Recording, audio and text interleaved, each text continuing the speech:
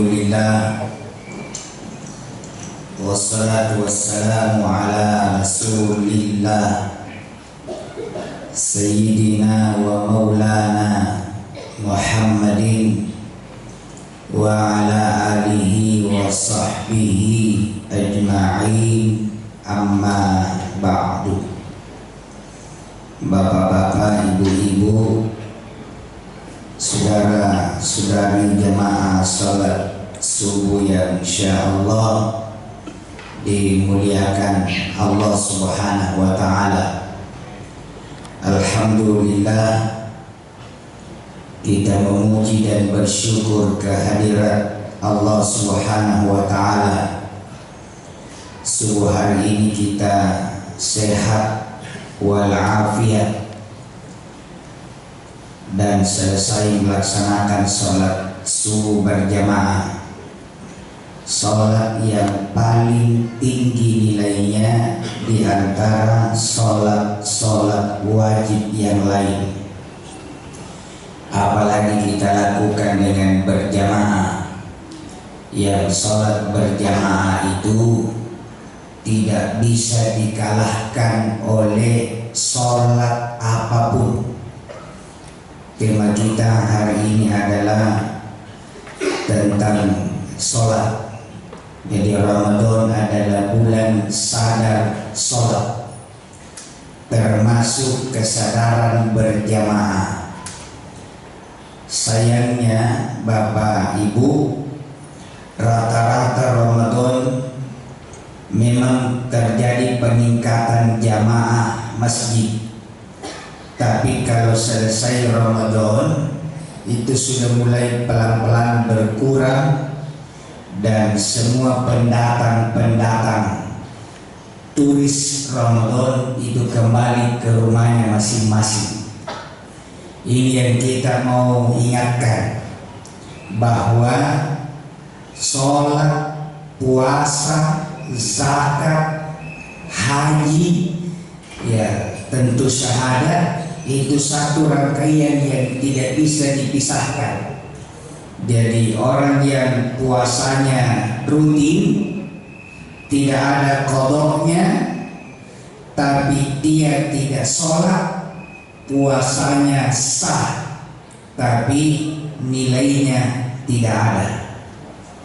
Jadi jadikan Ramadan ini bulan untuk kita menyadari bahwa sholat ini bahagian yang tidak terpisahkan dengan amalia puasa Ramadan. Di dalam Al-Quran, Allah mengancam neraka bagi orang-orang yang sholat. Jadi jangankan orang yang tidak sholat, Pak, orang sholat saja masih terancam. Ini sangat populer ayatnya di dalam surat Al-Ma'un. Fawailul lil musallin. Neraka Wail itu salah satu jurang paling dalam dan apinya paling panas di neraka. Bahkan neraka sendiri berdoa kepada Allah, ya Allah, jangan biarkan saya bersama dengan Wail. Jadi neraka itu kan ada hop-hopnya juga, Pak. Ada bagian-bagiannya. Jadi bagian-bagian neraka itu semua menghindari bersama dengan si Wail ini. Begitu dahsyatnya ini neraka Wail. Kalau bahasa Arabnya itu binasa, celaka. Fawailul lil musallin. Celakalah, sungguh celaka, ditempatkan di neraka Wail orang-orang yang sholat. Siapa mereka? Untung ada ayat ini yang menyelamatkan kita. Alladzina hum an sholatihim sahun. Orang-orang yang lalai dari sholatnya. Jadi kata para ahli tafsir, Beruntung kita, ayatnya berbunyi an sholatihim, dari sholatnya. Seandainya fi sholatihim, masuk neraka kita semua. Kalau Allah bilang alladzina hum fi sholatihim sahun, orang-orang yang lalai di dalam sholatnya, tidak ada yang lolos. Nah, muka-muka begini, muka-muka menghayal semua ketika sholat.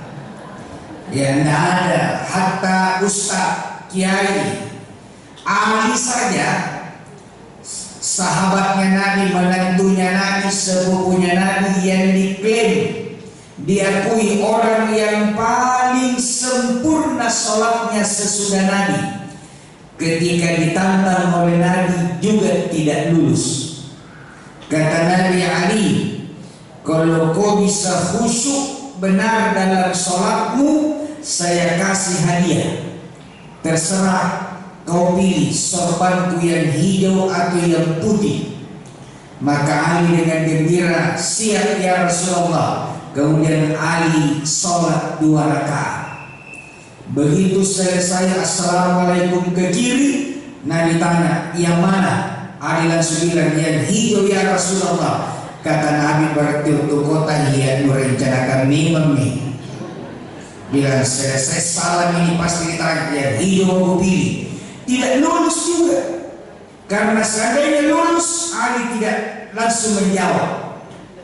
Untung Allah berfirman, alladzina hum an sholatihim sahun, yang lalai dari.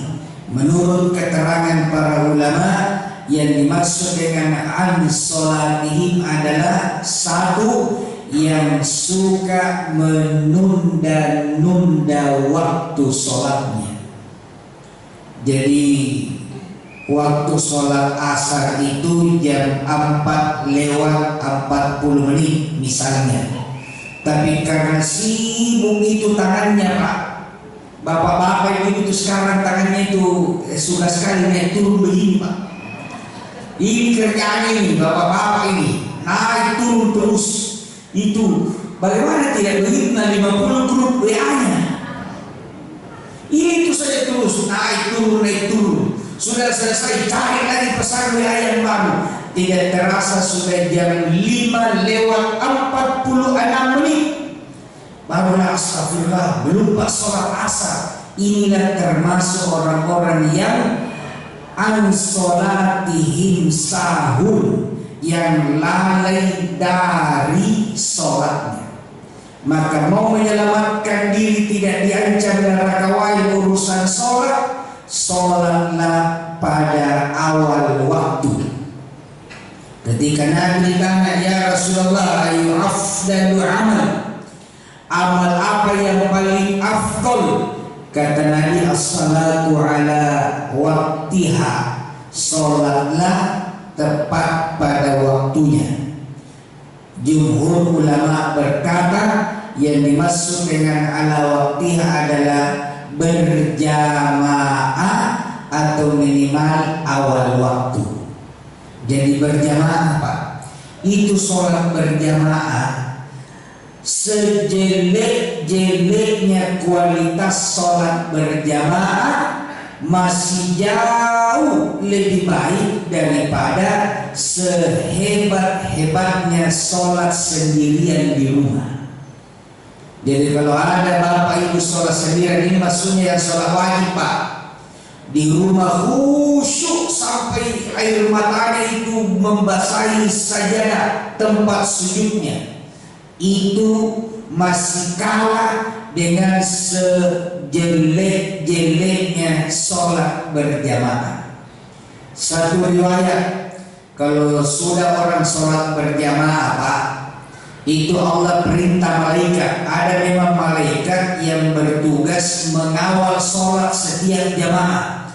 Jadi 17 malaikat banyak, cuma yang wajib dikenal namanya hanya yang 10. Ini kan perempuan ini ada hadis andalannya, seafdol-afdolnya sholat bagi wanita adalah di rumahnya kalau perlu di dalam kamarnya. Ini hadis yang paling disukai oleh ibu-ibu yang malas. Ya memang ada hadisnya dan hadisnya sahih. Cuma pelajari dulu kapankah Nabi ucapkan itu hadis. Nabi ucapkan hadis itu di Madinah. Ukurannya Masjid Nabawi lebih luas ini Darussalam. Itu kan Nabawi, dinding di sana itu rumahnya Nabi. Kemudian mimbar. Itu tengah-tengahnya masjid, karena Nabi bilang antara rumahku dan mimbarku itu raudah. Jadi raudah sekarang itu seperduanya masjid, karena antara rumah dan mimbar. Dan mimbar itu pasti posisinya tidak jauh dari tempat saya berdiri. Jadi berarti mimbar ke kiri itu juga sama luasnya dengan mimbar ke kanan saya. Tapi yang roda mimbar saya ke rumah Nabi. Kenapa? Karena itulah yang selalu dilewati Nabi ketika mau sholat. Itulah ukuran masjid. Jumlah jamaah sudah ribuan. Karena jamaahnya ribuan otomatis full masjid. Karena full dan tidak muat pasti perempuan di belakang. Tidak mungkin perempuan di depan, di belakang. Di mana itu di belakang? Di luarnya masjid.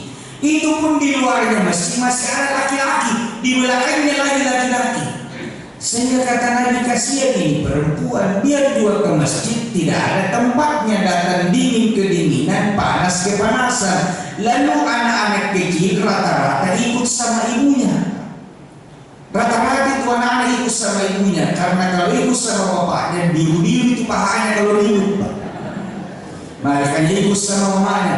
Kasihan ini perempuan. Maka kata Nabi, lebih afdol di masjid. Kalau di Darussalam kosong laki-laki, ngapain di rumah perempuan? Jadi lebih baik ke masjid kalau kosong tempat. Kecuali kalau pun juga ada kosong sampai di belakang, lebih afdol di rumah. Yang kedua, pada masa Nabi masih banyak orang yang suka ganggu-ganggu wanita. Orang kafir yang marah sama Nabi, dia lampiaskan kebenciannya, dia ganggu itu perempuan-perempuan lemah yang pergi ke masjid. Maka Nabi daripada diganggu di rumah saja, sumber pertengkaran lagi. Nah sekarang siapa yang ganggu perempuan kalau pergi ke masjid? Masih ada kira-kira yang ganggu ibu? Kalau anak-anak gadis bolehlah, jangan pergi siang-siang, anak muda lihat nanti semaran komen bertengkar lagi orang tua. Tapi kalau nenek-nenek, kenapa nggak pergi ke masjid? Banyak anak muda berkeliaran. Saya bilang nenek mutawarna itu, kalau orang mutawarna itu nenek, kalau kita juga muda-muda. Jadi hadisnya benar, cuma kita kadang-kadang salah paham. Saya bawa jamaah sampai di Mina, masuk tenda, kita mau pergi melontar. Ada jamaah saya nenek-nenek, dia tidak pergi melontar. Saya bilang tidak usah melontar itu, nanti digantikan karena jalannya ini ada 2 kilo ini, 4 kilo PP. Mana batunya ibu? Dia bilang terima kasih Ustaz, mudah-mudahan berkah. Saya pergi wakili melontar, saya dulu baru dia. Begitu saya mau jalan dia panggil Ustaz sih dulu. Kenapa? Ikat dulu ini pintunya, tenda ini, ikat dulu tali pintu masuknya. Kenapa? Dia bilang saya dapat informasi itu di sini di Arab kalau perempuan sendirian itu bahaya. Saya bilang memang begitu informasinya Bu, tapi bukan perempuan kayak ibu. Kalau nenek begini sendiri di tenda, orang Arab mau masuk lagi sendiri itu orang Arab. Nah jadi kembali lagi, bagi ibu-ibu yang sudah tidak ada tanggungan, berangkatlah ke masjid. Kecuali kalau memang ada tanggung jawab, menjaga anak, menjaga rumah, yang bahaya kalau ditinggal.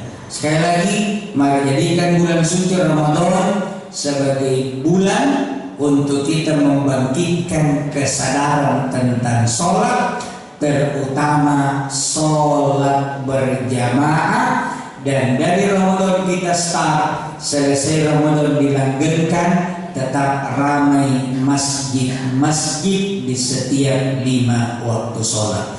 Mudah-mudahan apa yang saya sampaikan ada manfaatnya. Mohon maaf atas segala kekurangan. Hadanallahu wa iyyakum ajma'in. Wassalamualaikum warahmatullahi wabarakatuh.